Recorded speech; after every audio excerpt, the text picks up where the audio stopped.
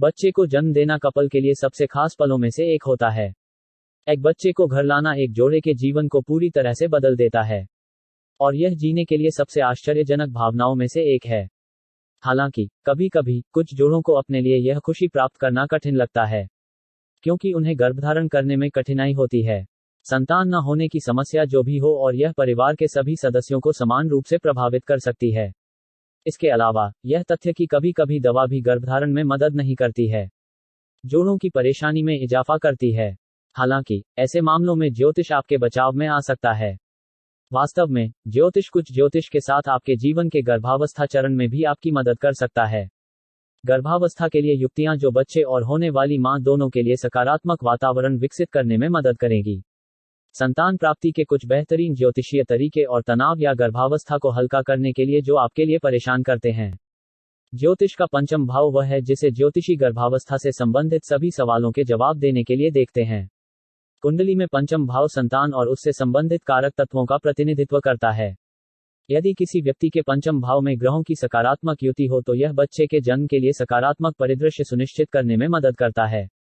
साथ ही गर्भावस्था और इससे जुड़े पहलुओं का आनंद लेने के लिए पंचम भाव के स्वामी को जातक की कुंडली में सकारात्मक रूप से स्थापित करने की आवश्यकता होती है।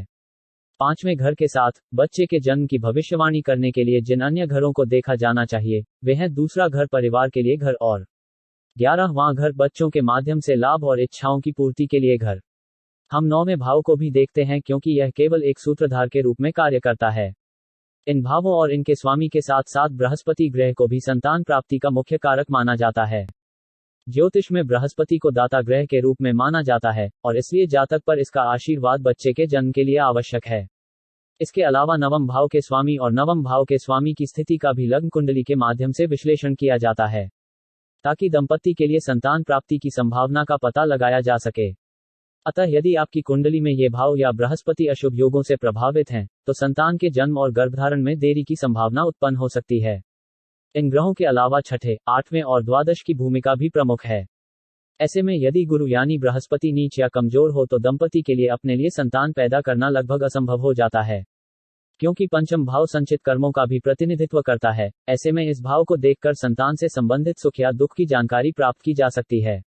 बच्चा होने में निराशा के कारणों का उल्लेख करने के बाद हम आपके लिए बच्चे के जन्म के रास्ते में आने वाली नकारात्मक या बाधाओं से लड़ने के उपाय भी लेकर आए हैं। यहाँ प्रसव के लिए कुछ ज्योतिषीय उपाय दिए गए हैं जो दंपति को गर्भ धारण करने में मदद कर सकते हैं।